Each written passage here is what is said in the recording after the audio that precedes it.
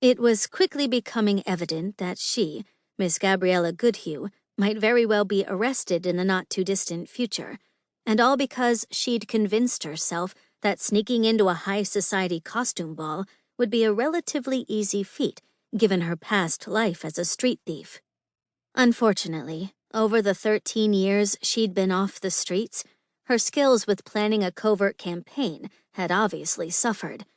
Not once had she considered that dressing as a gentleman dandy from the French aristocracy would garner attention from young ladies interested in making her acquaintance, but that's exactly what it had done. It was only a matter of time until one of those ladies realized Gabriella was not a gentleman, which would then most assuredly lead to some unpleasant questions. "I'm completely baffled by your identity, sir," a young lady dressed in an elaborate peacock costume said, sauntering closer to Gabriella. "It was very naughty of you to paint your face so effectively, but could you possibly be Mr. Hammond Gregor?" Her gaze traveled over Gabriella's form, one Gabriella had cleverly stuffed. "You seem quite fit, and Mr. Gregor is known to spend an inordinate amount of time in the boxing ring." "It would ruin the mystery of the evening if I divulged my identity too soon," Gabriella returned in a raspy voice that she could only pray sounded suitably masculine. Another lady, this one dressed as a princess, tittered, "Oh, I do love a good mystery and adore puzzling out clues." She sent Gabriella a waggle of glove-covered fingers. "Speaking of mysteries, have you read the latest by Montague Morland? I found it to be a most riveting read." "Did someone just mention Montague Morland?"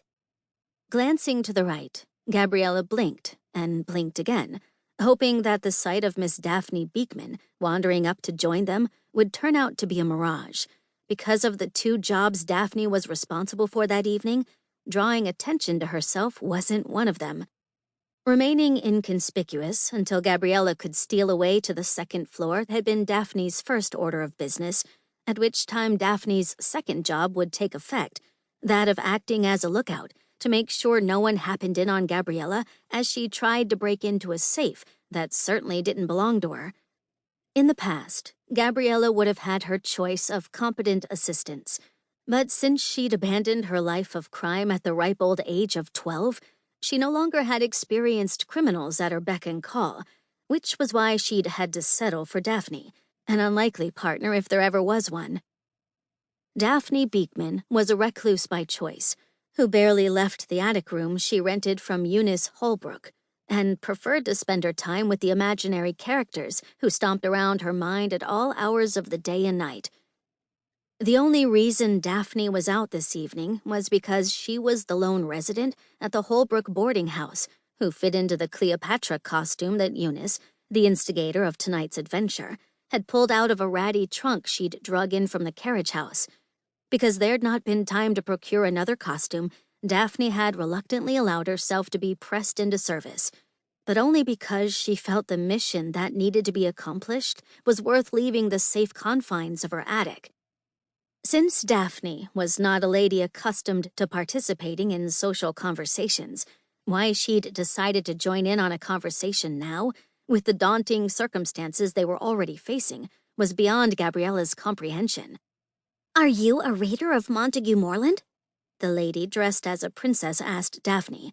"In a manner of speaking, yes," Daphne said. Gabriella had no idea how Daphne would expand on that curious statement, but she prayed Daphne wouldn't divulge too much, such as the fact that Daphne was Montague Morland. "I don't believe we've been introduced," said the peacock lady, which had Daphne's green eyes widening, as if she'd just realized that inserting herself into a conversation was going to require a certain amount of proper discourse, something Daphne struggled with in the best of situations. "Ah, right," Daphne said before she simply stopped talking and smiled weakly back at the peacock lady,